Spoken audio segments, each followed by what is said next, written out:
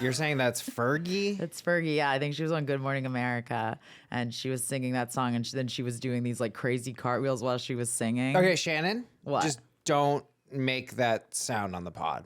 Just don't do that. Oh, okay. Wait, what sound are you talking about? Hi, everybody. Welcome to AITA Pod. I'm Danny Vega, joined by Shake, Shannon, and Jake. Guys, welcome Hey to the show. guys. So glad to be here, as always. This is going to be great, guys. We're running a little tight on time, but we are committed to covering every submission. Yes, people, I am working through every single one. We're just going to jump right into it, guys. Just jump Let's into do it. it. No chit chat on this one, folks. It's all meat. AITA for stealing my coworker's car. So here's what happened. OP wrote like an essay about this. I condensed it to one paragraph. OP's 25F. Coworker's car never works. Coworker's always Ubering back and forth. It's an ongoing thing. This is a constant thing at work. Okay? But good news. Coworker has reported to OP they finally found a used car. They showed OP excited and that they were going to go look at the car tomorrow. OP fell in love with the car instantly and went and bought it that night. OP then parked the car in the same place, doesn't even hide it. Then, massive shocker, things are really weird at work. AITA. I would just like to just have a quick question. Just a quick question to Sure, kind of inform sure. us here. Are you Wario? Are you Mario's arch nemesis? The evil yellow Mirror. purple, the antithesis of Right. good Mario. But also resembling him in every single way. Because it seems like this coworker of yours is your sworn nemesis, but Yeah. you will only ever combat them with cartoon villainy. I think OP's strategy was, let me write a lot about how much I love the car and all this stuff. But OP, and thanks for submitting, but yeah, this is really fucked up, mate. No. Like, why would you do this to this person? Yeah, that's pretty brutal. I can surmise that whole argument that they wrote with as they twirl their mustache. Yeah, this is some villain shit. Sorry, OP, but I would love to make you feel better about this, but I think you know we can't. Well, there's nothing we can say. was an absurd thing to Why did do. you do this? It's I mean, I guess you could have you could have at least talked to your coworker. Hey, I'm gonna go buy that car you like. I'm gonna do it right now. Literally, they're having the conversation. I'm so excited to buy this and fix the massive car problem that's been Yeah. plaguing both our lives, by the way. OP, that's your own testimony that this is bothersome for you as well. Right. And then you're like, what if no, though? And like, you it's- had a perfectly good car. Exactly, and it's a used car. It's a used car. It's not a new car where she can just go get another one. It's a used Right. car, This which is like very specific with specific amount of mileage on it. It was probably like an old lady that owned it before. It was probably an amazing find. Yeah. You can't find this again. Yeah. And then you go and steal it. What are you thinking, This- OP? You sound like a villain in an anime made for kids. Like this is like nothing truly Yeah. despicable is going to happen. Yeah. But this was there's chicanery involved here. There's Chicanery? shenanigans. This is pettiness run amok. Okay. It's not evil, but it's absurd. It's hard to be mad at you because you went to such extreme lengths to And then make just this shamelessly person's driving life the harder. car Yeah. into work. Yep. He probably tossed her the keys, park it. Yeah, right? Keep it running. I don't even know what to say, OP. I guess what you can do now is apologize, and I mean it's a And used- then help them could find sell her another the car. car. Yeah, help I her think find- help her yeah. find another one. That's the bare, or look, how much money did you spend on this bonkers? This Or is so sell them your car. Yeah, that's. I think. Or that's, give them your car for free. Yeah, I Give don't them know a if I really can good afford deal. that. A really good I deal. guarantee you they traded in their car to get a better to rate get that, on the old car. I don't know how you make this right. I think you just have an enemy for life Yeah, now. there's nothing. I don't really love you your can odds, but OP, do. you gotta own this, and you gotta own the fact that like this was fucked up. This was like totally selfish. Why? It was sociopathic. It affects both of your lives. It made no sense, OP. And honestly, Just the- I don't really believe in all your things about how much you love this car. I actually think you acted with some malice here. Yeah. There's no Who other. falls in love with a used car? Was it a 2021 Camry hybrid? Then fine, but I bet it wasn't. Nobody sees a used car and is like, I need that. Like, Come on. My most emotionally connected car that I ever had was a steal of a Dodge Charger on a used lot, and I love that car dearly. I took Yeah, I had a great very used good All care. right. I won't go actually. that hard, that OP. But you do have to own this, and it wasn't right. I think I'm sorry, OP. What did you think was gonna happen? What? You're like, oh, and then things got weird at work. I'm so confused. What are they so bent out of shape about? I think OP At was least hide it. self-deluding right there. Maybe they really did. Maybe they had that feeling that you had with your car, and so that feeling overpowered them. Nonetheless, I think we're all lined up here. AITA for stealing my coworker's car. Whopping YTA. buddy. Sorry. YAW, you are Wario. You are Wario. AITA for giving my SO the ultimatum of choosing between me and our children over a child that he made with another woman while being married to me, only for me to find out about said child couple years later. Whoa. It's all one sentence, but it was a big sentence. That gives us all the information we need. So I'm a little confused. Okay, so let's just break this down. They gave their SO the ultimatum of choosing between them and the kids over a child that he made with another woman while being married During to the the OP. relationship, And yeah. they found out about the child a couple of years later. So the child ostensibly is a couple years old. So I guess at first glance, I'm like, why does he have to choose? I mean, I'm guessing that has something, and we need more info for this, but that probably has something to do with his behavior of how he's choosing to embrace this child. And honestly, if he's suddenly like all in on this kid who he didn't know about or just showed up, and it was by breaking his wedlock that he sired this child, and he's suddenly all in on this kid, I think Yeah. he's looking for an out, or at least he's subconsciously looking for an out. yeah. Well, I definitely think it's unfair that she's giving him this ultimatum because that's a child who's now going to be fatherless. That's where I'm at. Well, so that's what I don't understand. That's where I need more info to really give a verdict on this, is what is he doing to neglect the children he already has? Because this kid does deserve a father. And if he wants to be there for it, I just need to know, is he doing things? Are you not giving him the option to be a father for this kid? And that's the sin, which I understand it's a product of infidelity, but Yeah. he's still a child. It's not his fault that your man cheated. True. I mean, she did say only for me to find about the child a couple years later. So obviously he wasn't doing anything that was neglecting his wife and kids because she didn't even realize it until the kid I was think at least that's how I'm reading it. I think that's playing it as it lays. Yeah. I think OP. Look, I think obviously that's very painful. You found out your husband cheated I on can't you. imagine. I think y'all need to get therapy together, but I do think that you shouldn't force him to cut that child out. The child didn't do anything wrong. I you know? understand if you want him to cut the woman out, but you specifically Which say is, child. it does sound like, he cheated or whatever, but it doesn't sound like he's had contact with the woman throughout this. It sounds like he just found out about the kid. Exactly. Recently. That's my read. Oh, Yeah. you think that he found out about the kid too? Yes. Yeah. Yes. So and there's a lack of information about if he's doing anything to say that he loves this child more than his other kids, which is where I was coming at it before. But this is about the wife not wanting a memory of the infidelity around. Exactly. And OP, like, look, yeah, that is a hard fucking pill to swallow, but like, you got to take yourself out of this a little Right. bit and see that this is a child who does need some kind of status quo around him, deserves and a relationship if you're with his choosing dad. to forgive him for his infidelity, then you should take your feelings out of the equation and put the child first. Yeah. Like if you're choosing to forgive him, then you should forgive him for all of it, I guess. I think OP, you have to choose. Do you want this person? Do you want your husband to remain your husband in this capacity? Maybe he gets downgraded to a co-parent.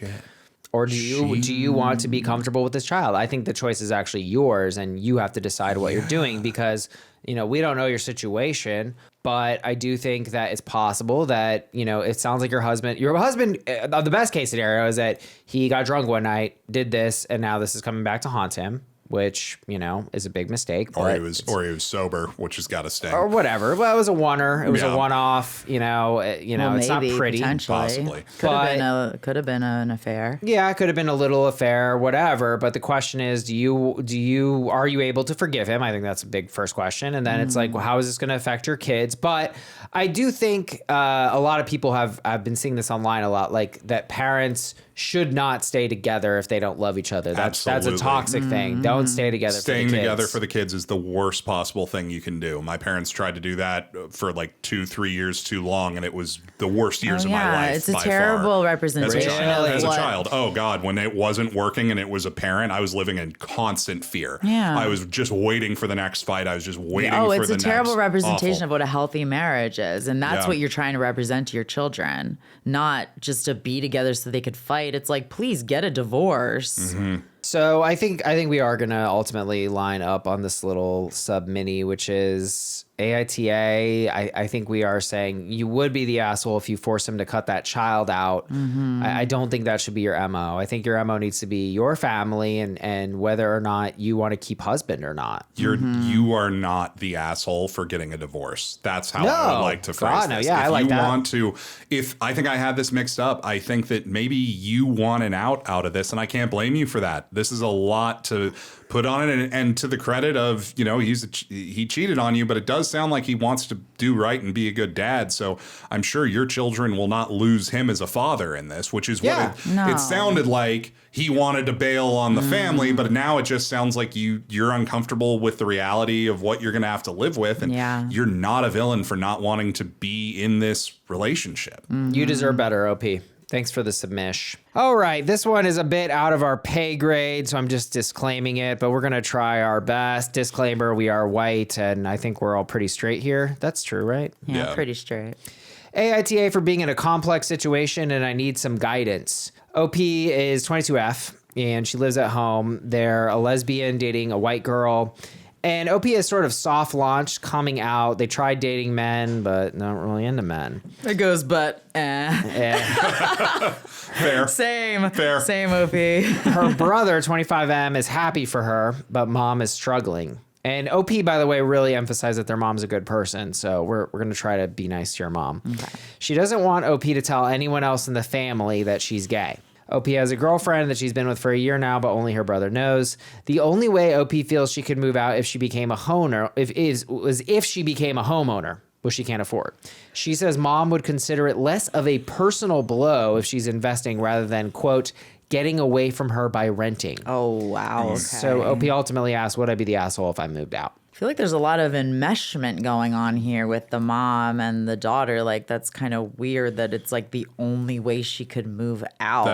That is look, and Danny, you nailed it. This is above our pay grade for sure. This is complicated. Yes. This is cultural, and this is about perspective true. and experience that we are lacking here. But what I will say is, regardless of all of that, you are your own person. You do not have to live for your parents. No. And that is such an easy trap right. to fall into. Yeah. Your parents give you wings. You need to fly. Mom always says that. And that's beautiful. I love that. You are not renting to get away from your mom. You are renting to start your life. Right. And we are living in a time where home ownership is not. How old is our listener? 22. Here? 22. Of course. So Look, impractical. Shoot for the sky. Make a plan. Become a homeowner eventually, but don't plan on that being your out to this. And I don't know what part of the country you're in, but that's going to be more attainable in certain areas and with certain lines of work. But you have a right as an adult to be independent and to live the way that you want to live. Mm-hmm. I like that you threw out enmeshment, Shannon. I think this is a good kind of way to be graceful with mom. I have this exact same concern, OP. I think your mom is probably very sweet and she's trying her best and she does care about you. But it's not okay that you don't feel comfortable getting away from her. Mm-hmm. She might be hurt by it, but I actually do think mom will be okay. I think OP, if you broach this slowly and create a process for it, maybe a 3-month timeline, be like, hey, I'm kind of looking at moving out and renting. I think that mom can be brought on board. She might be hysterical at first, but I think she does understand that, look, you're an adult, OP, and you have a right to move out. Mm-hmm. You do. And I think what I have found works, and it's anecdotal, but what I have learned, the best way to communicate with my mom on tough topics is leave your emotions to the side, eye contact, and just talk to her like an adult. And not her kid. Mm-hmm. And just lay it out. Simple. I'm not getting away from you. I'm not going anywhere. I'm always going to be your daughter and I'm always going to be a part of your life, but I need my own space and I need to start living. And Yeah. not that you're not living, not that it's impossible to, live with your folks and not have a rich, full life, but Right. you're clearly ready to launch. And no. Well, and the fact that she is gay and wanting to live Right. that lifestyle, and she's probably feeling uncomfortable bringing her girlfriend over to Right. her home. She wants to be able to, God. have her girlfriend over as a guest Right. and live her life. And I completely understand why you wouldn't want to do that at your parents' house. And I think, too, it sounds like you do have a very supportive family who's going to be behind you 100% when they see that you're acting with conviction and you're doing what's honest to you. That's just what I'm picking up from how you wrote about them. You clearly love your family. And I think that you've got a brother who's going to have your back in this. And I think that, it might make things easier for you in the long run as these transitions happen to have that space. And it's going to be easier for your parents to see you as your own person and not their daughter. I think Not just their daughter. I think maybe you nailed it a little bit ago about saying like it was a cultural thing. Yeah. This could be one of those situations where I know there are certain cultures that they don't move out of the house until like they're they have married, their yeah. own family. Yeah. And I'm curious if the brother still lives in the house or not. I'm kind of sensing maybe it's more like women. My maybe stick around. interpretation was a brother was in the house. I Oh, he thought was. so. Okay. I thought so, So as well. the family stays together until they have their own family. Yeah, but I'm guessing if this is in America, like we have our own culture in America, and that's typically not what people do, and they move out by 22 usually. I mean, I would argue that the culture here is, and one of the things is flawed and complicated as our country has become. One of the beautiful things here is the culture is what you make. Yeah. It's what you decide your culture is and True. what you embrace. And look, tradition's great, but tradition's only as good as it serves you. Once tradition isn't serving you anymore, it's literally pointless. And Very true. There's also pressure. This family doesn't want OP to come out Right. to the rest Yeah. of the family. Which So that I sucks. think- That's a ding.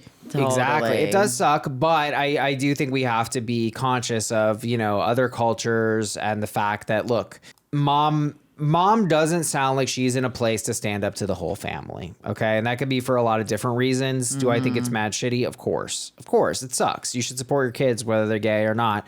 But I can understand how some people in a family situation and in a broader cultural picture don't have the strength or the audacity to just be like, my daughter's gay. You guys better fucking accept it. I will say, I'm coming from a point of bias here. I grew up around a lot of people from the deep South with very defined opinions about that kind of shit. And they will immediately defend their own intolerance and bigotry with, I grew up in a different time. I grew up in a different place. And granted, that's, white people in America who I'm more than qualified to speak on. Yeah. But I have a hard time listening to people using tradition, culture, blah, blah, blah to defend intolerance, because that's ultimately what it is. You have Google. You can learn about these things on your own. We're not living in the 1700s. We're not living in a time where you're not being exposed to these people. You can expose yourself to these people and find out that there's nothing to be afraid of. So I get it.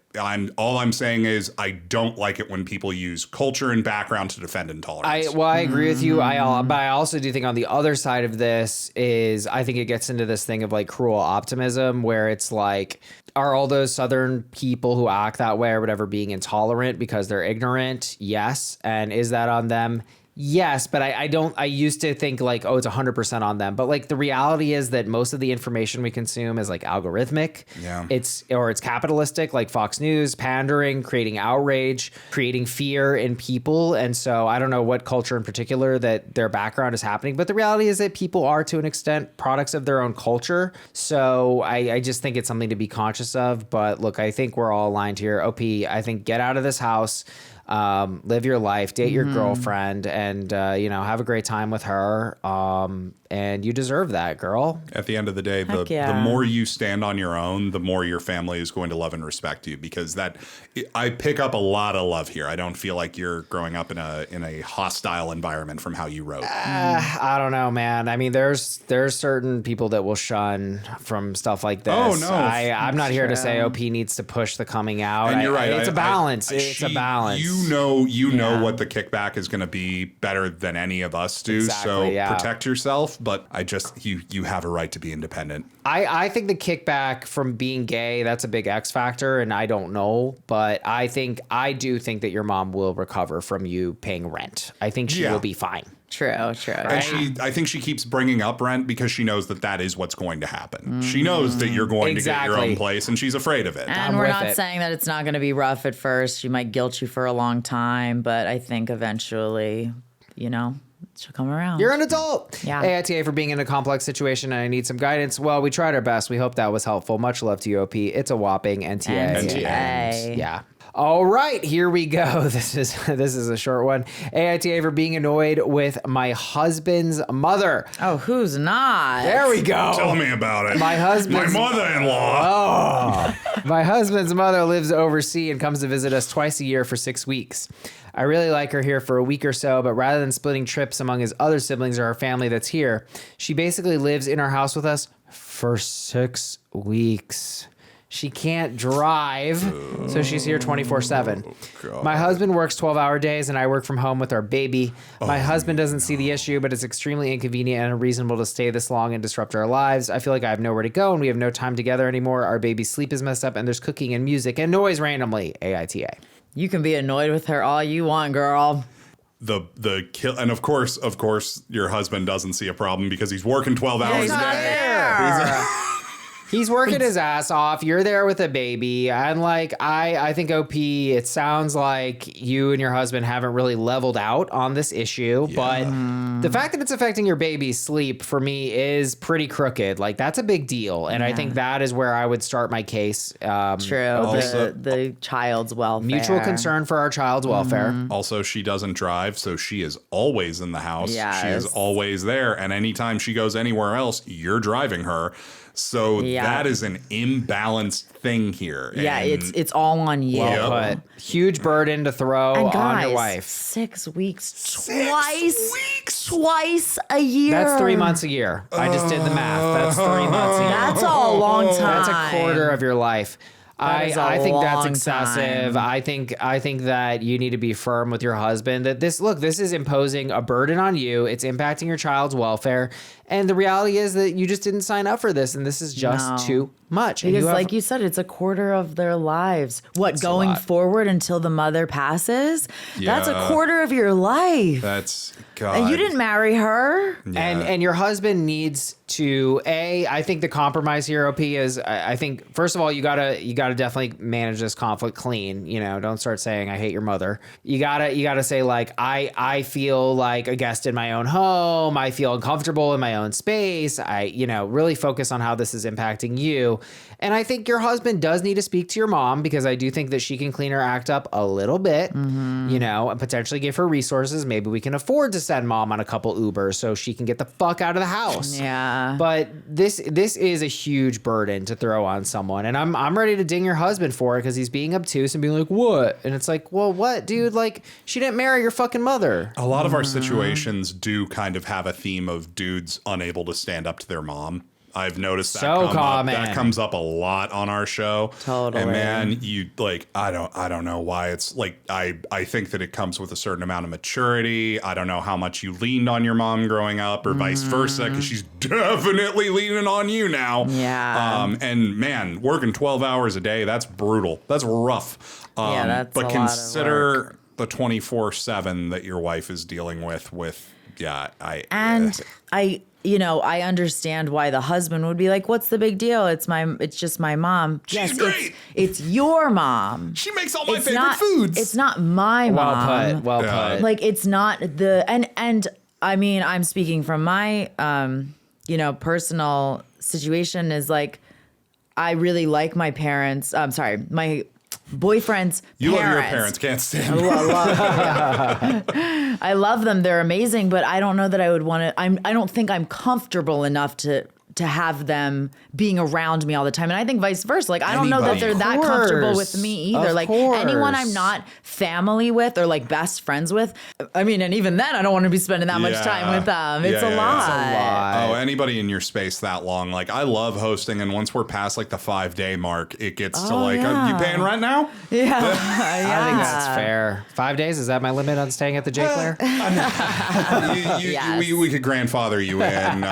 You might have to you'd have to pick up the cat shit. Done, baby, done. Jake, you're going to eat your words. Jackie would actually be thrilled with this arrangement if you just handled the cat shit. That would make this an easy sell. No rent, and I just pick up the cat. yeah. Please. Oh no, there would be rent. You just, but you For would 5 be days? it would be no, not for 5 days. For 5 days. Oh, for 5 days, no rent. Yeah. Oh, A month, like once we approach a month, we're talking. Cat sitter for 5 days. I'm planning a new life where I live in a tent in Jake's house variously. That's neither here nor there. God. I guess my only other thought here is with these 12-hour days, I always, want to empathize with the workers. I do think if you came up to me after I've worked a 12-hour day, which has happened approximately negative 4 times in my life, I would not be super amenable. I think this could be like a, hey, there's just something I want to talk to you about. Don't worry, nothing bad, but just some emotions I'm having. If he has 2 days off a week that are back to back, get him on the Saturday of those days around noon when he's still got a lot of relaxing time ahead of him. Yeah. And also, you should just wait until your mother-in-law's gone to have this conversation. No. Well, Well, it depends on how early in the trip we Shannon- are, but if it's towards the end, I would just ride it out and then be but the like, mom- listen, for next time. yeah. I think the mom is being a little disrespectful. The fact that the baby's sleep is messed up to me is a now issue. And it also to me says that, as you said, OP isn't comfortable with her. So she doesn't want to be like, hey, Maud, you actually are blasting your fucking ragtime at, huge Limp Bizkit 4 a.m. I don't know if we Hot need dog to hear flavored the water. nookie. Okay. I don't like your playlist either. I don't know anyone who goes from ragtime To the nookie. nookie. But yeah. AITA for being annoyed with my husband's mother. No, you are in fact YTH. You're the human. This is very normal, but I think we're saying, I don't know if I'm ready to call. I'm not ready to call the mother-in-law the assholes? asshole because she's just thinking She's just there. Like, Yeah. Who pitched the she 6 weeks? Was that the I want husband? to go back and find out how this started. Right. Because It's- actually, a friend of mine, her husband is from England, and a lot of times they do host his mother. Like she's a Right. single mother, and she comes over for a while. I don't think 6 weeks, but it is kind of a few weeks. And my friend definitely gets very annoyed after, towards the end. Anybody. And Yeah, like, and she works though. She actually does go to which work gets you out too. of the house. At Yeah. least. But I So think this is anyone in your brutal. space that long is going to so drive you fucking Oh my nuts. God. And a lot of times, say it's your friend that's staying with you that long, you can kind of be a little more honest with your peers. Get the fuck out. Yeah. Or just being like, hey, can you turn down the music? But I can definitely see being very uncomfortable with asking my mother-in-law to do course, anything. She's your elder. You want to respect her. But yeah, she's fucking shit up. She's fucking Especially shit for your up. child. AITA for being annoyed with the husband's mother. I think we're going to go NAH, but OP, be assertive, take some steps, go for it. Yeah. No, Yeah, go I was going to finish. say you could be super toxic and just try to annoy the mom out of the house. Don't do that, Jake. What are you saying? Figure out what music she hates, find some unpleasant smells, potpourri up the joint. my God, I maybe love just put a it. couple earwigs in her bedroom just to see Jake! them Yeah. crawling around. Try that out and write us in and Yeah, let us see know if it how it works. goes. Don't kill your mother with earwigs. I didn't say This is kill. terrorism. Earwigs can't kill. Earwigs not are kill. scary. I've got an earwig. Do they guy. go into your ears? I think that's a myth. No, I don't know. Why, if they don't and they call them earwigs, who came up with that? Who did that? AITA for asking my parents to go to a therapy session with me. I, 25F, am in the midst of a huge family conflict. Long story short, my boyf of 3 years witnessed some problematic behavior from my parents, 63M and 50F, toward my grandmother, who lives with my parents. My mom and grandma don't get along. My boyfriend told me the behavior he saw made him uncomfortable, and I confronted my parents about it. Their solution was to ban him from all family events in their house. Whoa. I have asked my parents to come to a session with my therapist so that we could all talk and have a mediator to help keep the conversation on track. My dad stated that I must think they are quote unquote bad people if I think they need therapy. While I have said in the past, I think they could both benefit from individually talking to a therapist, I never said anything about them being bad people, and I'm kind of offended as my parents have been trying to send me to therapy for years. And I've now been going to a therapist every 2 weeks for a year. I know recommending therapy can be dicey, but I feel like I did it in a diplomatic way. AITA for recommending therapy to my parents. Nothing on this planet scares a boomer more than therapy. Reflection? No. I'm not the problem. I've never been a victim. Nothing bad ever happened to me. I'm brave and strong. That is on point. And I've never done anything wrong either. And your boyfriend saying something? No, he's banned. Banned for life. Yeah. No What conversation. is that behavior? It's trauma manifesting in terrible ways.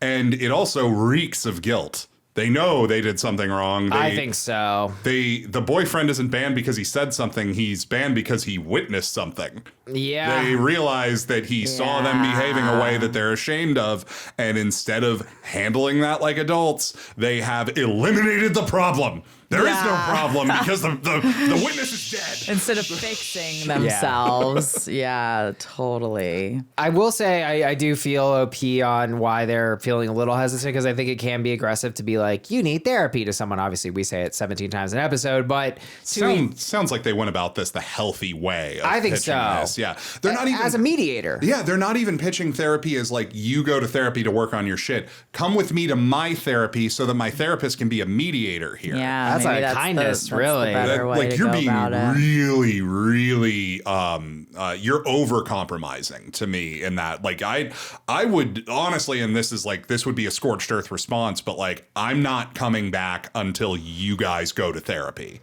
That would be, if you're banning my partner, I don't know how to be comfortable in your house until you do some work here. Yeah. You're not even going that far, which I think there's an argument to defend that resolve with. You're saying, hey, let's all work on this together. And your dad's immediate response was, well, I guess I'm a bad person. And it's like, yeah, probably. Well, at least in this instance, man.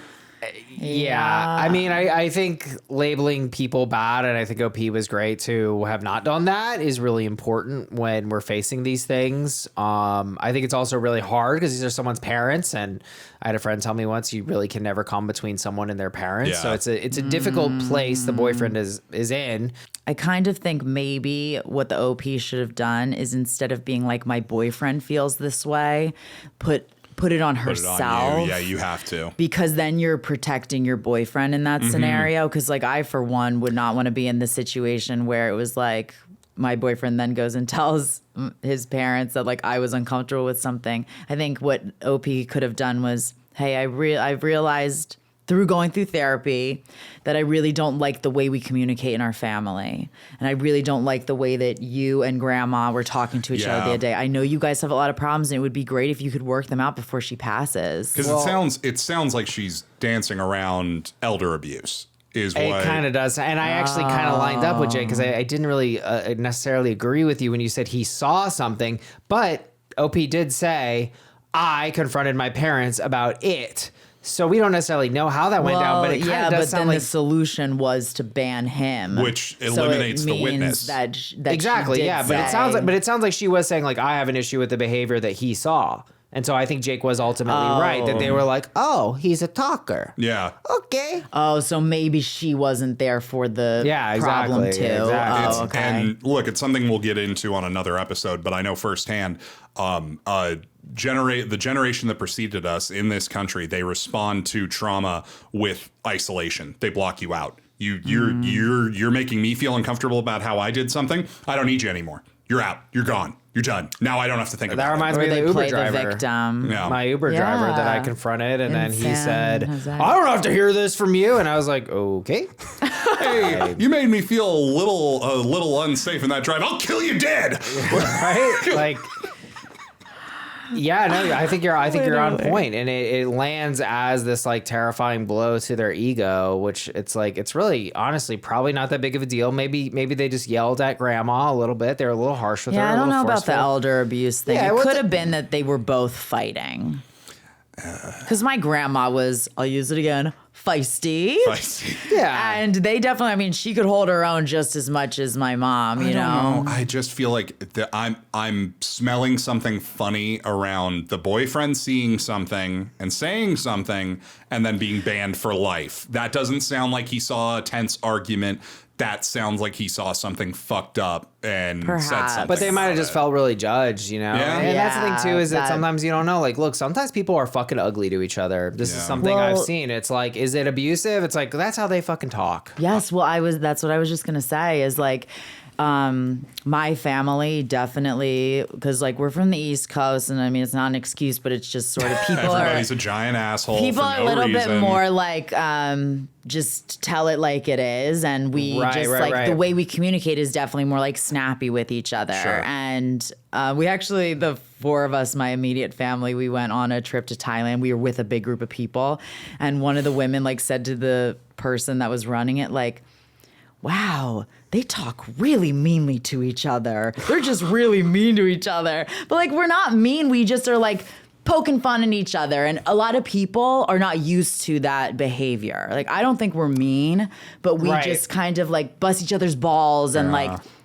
you know. So getting into a relationship with my boyfriend, I would maybe take my issues out on him a little more, like my anger out on him, basically, because that's how I learned to communicate with your loved ones, is that, you know, I'm as sweet as can be to strangers, but like to my loved ones, like I can be a little bit more like just attitude-y, I guess. And I definitely learned to get rid of that behavior once being in a relationship with my boyfriend, because I actually had someone like holding me accountable, and like that's not how you should talk to each other. So I'm much more hyper aware of it, like when my parents are like, because they definitely are snappy with each other. And so I'm just a lot more like hyper aware of it, especially when my boyfriend's around. And because I'm like, oh, like I've kind of learned to get rid of that habit, and they still communicate with each other that way. So I could see it like, and also if this was my grandma and my parents, like I could see them like just talking to each other that way, and maybe Max being a little bit like, oh, wow. I think I don't think that this is a situation where the family was snappy with each other, and the dead giveaway to me is that he was banned for life. This doesn't pass the smell test to me, and if it was something that was a misunderstanding, I think that they wouldn't have gone that far into DEFCON 1 to handle this situation, and that's exactly what they did. If he saw something that needed some clarifying, they probably would have had a conversation. But I don't think he saw something that needed clarifying. I think everybody knows how fucked up it was, and they didn't want to have to look at themselves in the mirror about it. Hey, it's very possible. I mean, I think there's a lot of layers, a lot of ways this could have played out. You know, I think the generation, Gen Zs, God love y'all, you know, and our generation as well, throwing out a lot of abuse, trauma. It's very heavy. So I don't know what the boyfriend said, but she might have quoted him being like, hey, my boyfriend felt your behavior was abusive. And Shannon nailed that. You got to take that one in the chest. Like, you have to be the one to say, I saw this and I felt this but way. if he's the one who saw it, then she might have been in a bind. But I think just been like in general, I think maybe we don't talk to each other as nicely as we should, or something like that. Or I don't like the way you treat grandma, or I don't like the way grandma treats you, or something like that. Yeah, and I mean, look, I think Shannon's on point to say that sometimes the way families talk to each other can be perceived. Like, look, me and my dad have heated ass arguments. They're not ugly. We're not taking shots at each other, but we are heated and we are yelling our points. And it can get a little bit like, but it's not, you know, there's no vitriol toward each other. Exactly. And like my family knows that we're not being mean to each other. Yes, it's not mean. I think maybe but as an outside perspective, I'm like, whoa, they're seeing something, just they're not understanding the communication. I think I'm coming at it from a place where when this kind of stuff was happening in my family, it wasn't okay. It was fucked. Well, and I've noticed that too. I had a friend, and me and our other friend, me and a woman, were arguing, and it was nothing ugly. We were just going back and forth, and we both felt passionate about it. But we weren't like, we weren't saying mean things or anything to each other. And he was freaking out, and he's like, "Can you guys stop?" And I'm like, "Stop what, dude? We're just two people telling each other what we think." And that like, might be a trauma response on exactly. his part. So I guess I'm not ready to go as hard as you. I respect that you are right that it. Look, I think we all do agree. It just smells funny to me. It's mad fucking toxic. And my family is also, like, the healthy side of my family. We're all very loud. So, like, we don't yell at each other, but we are just loud. And we just talk loud. Can come off as like it's crazy toxic what they did. To me, I'm with you that it's a huge because ding the OP either clearly way. thinks that as well. Yep. That there's toxicity happening. And then it's not just like, hey, that's how we talk to each other. And to shut him out is, you know, frankly, extremely toxic. It's fucked up. It's like, well, he didn't do anything wrong. He reported, and this has been something I'm saying. When you report behavior, you're fucking in the clean. What? they're acting like the victims. Exactly. And it's all ego. And it's immediately going to, well, I guess I'm just a bad person if you think I should go to therapy. Manipulative. Oh my God. And especially after you've been pressing your kid to get into therapy, like that's exactly. Like, okay, so the way you look at therapy, I'm a bad person. Right. Well, it's not logical. No. It's an emotional response. Yeah. And I think you nailed it, that's one of the boomer go-tos. I think they were seen behaving in a way that they're truly ashamed of, and they don't want to look at themselves in the mirror. That's I think a safe bet. I think on that's this very situation.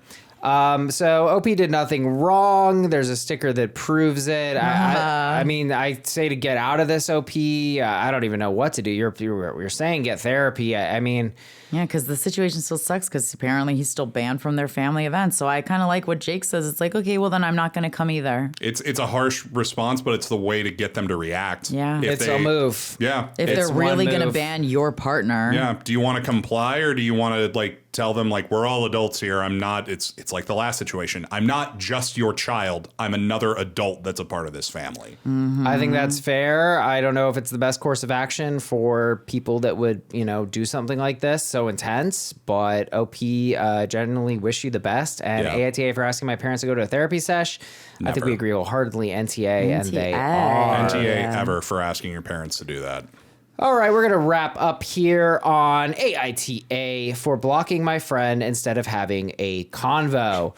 Me and Emma have been best friends for years. At the start of this year, I couldn't get a text back from her for months. I know Emma has a tendency to be slow to reply when she's stressed out. And to be honest, I myself was struggling with depression at the time. So I reached out a few times, let her know what I was thinking about her, and left it. She came to my birthday, which was a surprise party planned by my sister. She seemed fine. I mentioned that I was so happy she was there because I wasn't sure she'd come since I hadn't heard from her. She told me that she wouldn't have missed it, and I was relieved. We hung out a few times after that, but it was usually when she reached out, because when I'd reach out, I'd only get a reply like 20% of the time. One time, I tried to initiate plans with her and the other person in our friend group, only to not get a response and then to see that she and the other friend were hanging out. It stung, but I rationalized, telling myself that I was just being anxious or jealous. My friend knows I have specific insecurities around being left out, but they were doing something that I figured they assumed I wouldn't be into. So in the spring, I got a job that put me on opposite schedules to her, but I still made an effort to hang out, always coming after my shift to hangouts, and things felt normal. I went on a long trip this summer, and when I got back, I didn't hear from her again for over a month, despite reaching out. When she finally did reply, she said she's accidentally mistaken my new phone number I'd just gotten for someone else. I thought it was strange that she hadn't thought to reach out herself, and even told her I thought she was mad at me or something, to which she laughed and asked why on earth would she be mad at me. I felt silly thinking it was my anxiety talking again. Then she reached out to ask if I'd drive a moving van for her, and I was a bit annoyed that the planning of this was the most active she'd been in texting me all year. Yeah. Then, a few weeks later, it was her birthday. When I got there, she was ignoring me the whole time, brushing me off and actively getting annoyed at me for talking. I thought I'd somehow done something to upset her, but I couldn't figure out what, since she'd gone back to kind of ghosting me after the move. Eventually, I reached out asking if she was upset. I finally realized that the lack of texting was a problem, and I wanted to tell her that her behavior at her birthday felt hostile, and I wanted to know what was going on. Cue her telling me that she thinks I'm not making an effort in the friendship. It was at that moment I realized I'd been ignoring her behavior on the assumption that we were friends, but realizing that she could ignore me all year, use me to move, and then say I wasn't making an effort, and that crime was apparently worthy of being treated like crap was a final straw. It made me realize how desperate I'd been all year to keep her friendship while she clearly didn't care. We had another pre-planned event after this where she was once again acting actively hostile to me, and this time my sister was in attendance and was furious at her. Originally, we'd planned to talk it out, but I realized my friend was expecting me to reach out to make that plan and to go to her place to have the conversation. I told her I realized our friendship was clearly over and that I wasn't interested in having a conversation after seeing how awfully she felt it was okay to treat me, and that I've been trying to talk to her all year and she'd made me feel paranoid while she was clearly building some sort of case against me in her head. Now that I was walking away, she wanted to initiate the convo, agreeing that our friendship was over, but saying that she wanted to talk things out for closure. Personally, it feels like she and the other friend, who apparently she'd been FaceTiming daily, had been building up a case against me, but refusing to just talk to me when I checked in, and now she just wants to roast me or tell me all the things she doesn't like about me. I know in theory I should hear her out because she clearly has an other side to things, but after she decided not to talk to me when I tried to ask her throughout the year and then let her annoyance or anger build enough that she felt okay to be cruel to me, I don't think I care to hear how she wants to justify it. I blocked her. And it feels like a weight off my shoulders, and I don't constantly feel on edge or like I'm doing something wrong. A feeling I realize I don't have another friendships. AITA. I think that over the years, I've gotten very good at, I almost never take it personally when I don't hear from somebody, but this is a level beyond that. This is being dodgy. And you tried to have this conversation with her multiple times, and you didn't get a reaction from her until suddenly you weren't there anymore. That's what pissed her off. Suddenly you weren't available, you weren't accessible. This person that she could always rely on of like, I don't really need to get back to you right now. Oh, I need something? Hey, what are you doing? Yeah. Help me move. That's a huge fucking favor. That's Fuck a sacred favor. I would not. I don't ask people to help me move. Yeah, I just hire movers. That's a way to do it. I think that this person is, first of all, let me just high level this. I think anytime a friendship or relationship just feels very complicated and litigatey, already a very bad sign. You're walking on eggshells to an absurd degree just to get a 2 texts asking for a favor for you every few months. Yeah, and only getting a reply. 20% of the time, I can't stand when people are like, oh, I'm just not good with my phone. We are on our phones all day long. I understand if you're working and stuff. Like, I understand that there are sometimes, but there are like some people in my life that are like notorious for never getting back. And it's like, what the hell? It's not cute. It's one of those like really, and it's a ding on your character. It's a ding on your character. I mean, I think some people are weird about the phone. I think that that's just, to me, one component of this, and it's always the holistic picture. The hostility at the party, the lack of responsiveness on the phone, and then we really get to me the kicker, which is, but will you help me move? It's like, that just feels like she's using you at her convenience. Yep, that's it. It's insulting. It's almost like she's waving it in front of your face. Like, no, I got your number. Don't worry about that. I just don't use it. Like, it's fucking harsh. And look, I'll own up to, there's a period of my life when I was dealing with depression, dealing with a lot of crisis of character, a lot of just feeling generally lost, and I kind of ghosted on a big chunk of my friends. I sort of disappeared. Yeah, you weren't very good at getting back. No, I wasn't. You're a lot better about it now. Well, that's because I got right, but I took accountability for it. And when I did see my friends in that period, I was very gracious to be there, but I still wasn't taking full accountability of how hard I had disappeared. And I've talked with all those friends that were affected by that. We've had our heart to hearts, and it was a failing of my character, but I came out of it stronger, better. Because when I say that, I wasn't being there for my friends as often, as reliably as when they needed me to, and I still feel terrible about that. But I don't think you need to I think you're being a little. I think it's okay if, sometimes we get overwhelmed. I mean, this week. That's what it was. I was like this all week this week. It's just like every task felt like enormous for no fucking that's how reason. I was at the end of last year for sure. So frustrating. I was like, why don't I want to do anything? Everything is like this tremendous task. Doing the bare minimum. Exactly. But I think, and look, some people, I don't know, some people are just weird about text and they're not that responsive. And I never take that. I never take it personally. I think that's healthy. Yeah. But I think you can smell what's cooking.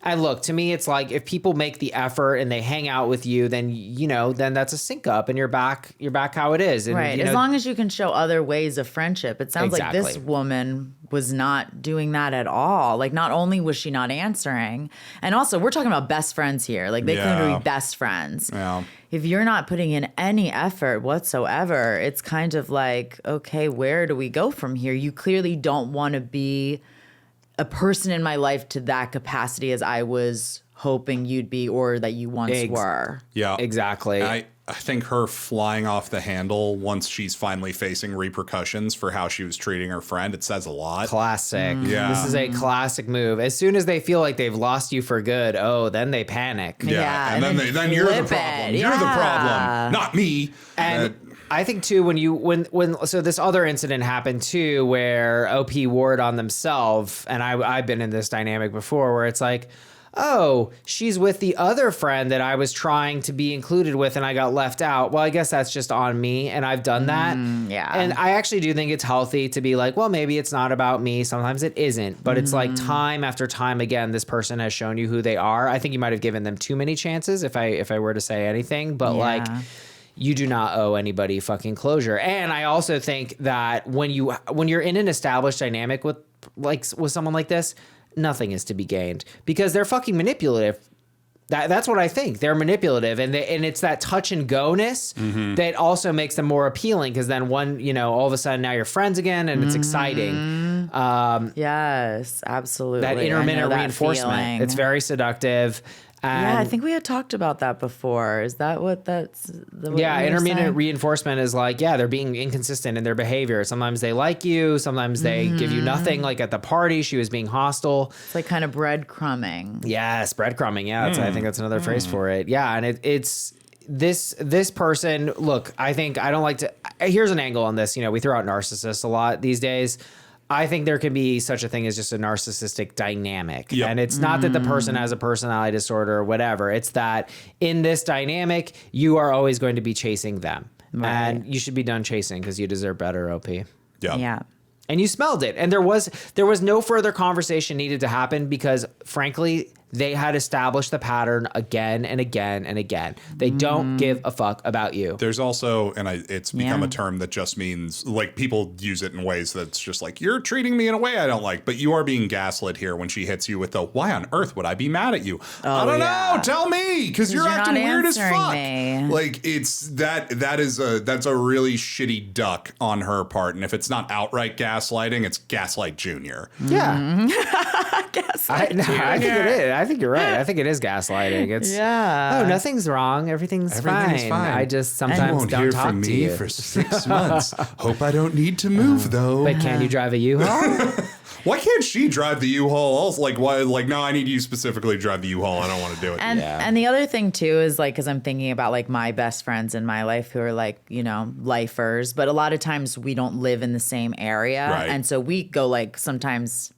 Months without talking, maybe even like a couple of years without seeing each other, but we always like pick up right where we left off. Not really sensing that with this relationship, especially because it feels like they are in the same area. I kind of think when you have friendships within an area, especially if you call them like your best friend, if you don't see each other for a while, it could be kind of like awkward or, like, why aren't you answering me? How come we haven't seen each other in like almost a year? But honestly, like a lot of times when that happens, I experienced it. I think a lot of people, when the lockdown was happening, I feel like I wasn't alone in this. A lot of people realized that they had outgrown certain relationships and friendships and that there was a lot of shedding of that. And I think that it's hard for people to realize that and not take it to toxic places, especially if you're not doing work on yourself and you're not looking at what your patterns are and everything. But like, it's, sometimes people just grow apart and the friendship doesn't make sense anymore. Yes. And I think it's really hard for people to handle that in a way that you just let it dissolve without it becoming a blow up. And it sounds like your friend had checked out of this relationship already, but she didn't want to lose what she got out of it yet. So you're getting strung along, and that sucks. Yeah, I think that's a good read on it too. It doesn't need to be so harsh. Sometimes people are just kind of done, and there's no reason for you to be good friends. Yeah, yeah, you don't have to. Like it's okay to grow apart. You don't have to because you went to high school together, went to college together, whatever. You don't have to be friends anymore, and that's okay. I think so. And I think another way to approach this is when like somebody's giving you a vibe that they don't really care about you and they're not reciprocating. You can either just be like, I'm willing, this person is worth it to me. Like I have some friends where I'm like, I'll chase this motherfucker. They're a good hang. Hey, what's wrong? What's going on? Yeah. Yeah. But when it reaches this point, like being hostile at the party to me starts to cross into a different zone where it's like this person is You're kind being of a bully. Pushing you away. Yeah. Right. Yeah. So they might not be assertive enough to say that they just don't want to be your friend or whatever it may be. But it sounded like at the party she was actively like hostile is what they said. Making her look shitty. And then she, maybe even Emma realized like, oh wait, I'm actually pushing her way and being a bad friend, but let me put my thing down, flip it and reverse it and put it onto her. Right. Oh, it's you. And then she becomes the victim in the situation because the other friend is like, oh yeah, you're being mean to Emma. Yeah. So then Emma comes out like victorious, and then they can go into later conversations with mutual friends being like, oh yeah, she likes to stop being my friend. She just got so weird and like she didn't even want to help me move. I mean, she did help me move, but she had a shitty attitude about it the whole time. Yeah. Kept trying to ask me about my feelings. I had a friend and I just felt like all of our interactions were getting like, will you do this for me? And it just felt like I felt a little used. And so I was just like, you know what? I'm just going to do nothing. You know, I'm not going to reach out to this person. Like they kind of gave me the ick. Yeah. And we'll see. Like maybe I'll be wrong later, but I'm like, I'm getting the sense that for them, like I'm just a tool at their disposal. And, you know, I think that can be another way for this to go is like, you don't need to have a conversation. There's nothing really to say. It's like, let them, if they are your friend, let's see and find out if they treat you like a friend, but stop doing them any favors or reaching out to them because you probably smell what's cooking. Yeah. Yeah, I kind of feel like if I were the OP, I would just maybe not block her, but just not really answer her so much. But the active hostility does cross more into like malice and ugliness, If it gives you peace, I don't think there's a difference between blocking and just not responding. It's That's the same true. Because thing. what does she know? Yeah. She doesn't Yeah. know that you've blocked her. I mean, it's like the most recent fallout I had with a friend was, and this is somebody I grew up with, like, you know, high school friends, all that. But like throughout our friendship, the dude treated me like absolute shit. Like he'd find out I was into a girl, he would specifically go after that girl just to get to her first, basically. Like that kind of #use shit. Cargate. But like, and you know, we started growing apart, just becoming different people. But then there was a point in that where, you know, I realized that I really hadn't been putting any effort into it. And then I experienced some very serious personal trauma, and there weren't a lot of people around me who had perspective on everything that was involved in it. So I reached out to him to talk about it. And then I fell off because I was dealing with the most serious blow to my mental health I'd ever dealt with. Yeah. And by the time I had reached back to him again, I kind of let a few texts go by of him trying to hang out. And I had realized like I had internalized a lot of this shitty I regretted reaching out to him because I was like, fuck, I don't want to have a relationship with this guy. I just needed to talk to somebody who had some kind of perspective on what I was going through. So I reached out. I sent him like a hey, I hope you're well. Not even, and he just let me fucking have it. Like, you're a shitty dude. Ton of attacks on me, and it's just like, hey, that's how you feel. It didn't really upset me, but it was just like, yeah, this is what we should have done in the first place. We should have just like ended the friendship. Yeah, that would have been healthier. So I saw it devolve into toxicity, and I definitely share some responsibility in letting it get to that point because I should have just been like, hey man, I shouldn't have reached out to you. It's not fair for me to make that ask of you when I don't really have any interest in maintaining this friendship. Yeah. But on the other hand, personal attacks and like going back to verbal and emotional abuse that I experienced through my whole informative friendship with him, that told me everything I needed to know of like, okay, we're done. To me, it's always telling when you have a lot of space from someone and then you finally sync up again and you're like, oh, now this is it, you know, and then they hit you with the same fucking bullshit. Yeah. The malice, the accusations, whatever it may be. And it's like, damn, dog, we haven't talked for months and you're hitting me with that. So and literally all I said was just like, I hope you're well. Yeah. Like, just like, I know we're not, I know we haven't been talking, man, but like no hard feelings. I genuinely hope you're doing well, yeah, good. because they got hate in their heart and that's it. And it's like, if you're not even stoking the fire, but they are, you know, it's fucked up. AITA for blocking my friend instead of having a conversation. You don't owe them a fucking conversation. Fuck Emma. This is a whopping NTA, and Emma is. NTA. Good for you, Love you, listeners. Drop that baggage.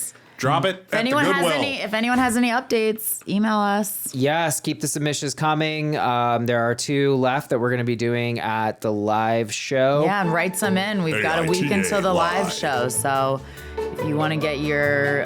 this is coming out after the live show, but whatever. Okay, never mind. All right, guys. Much love. AITA live. In the Recorded in the past. Much love, and we'll see you next time. Bye. Bye. Bye.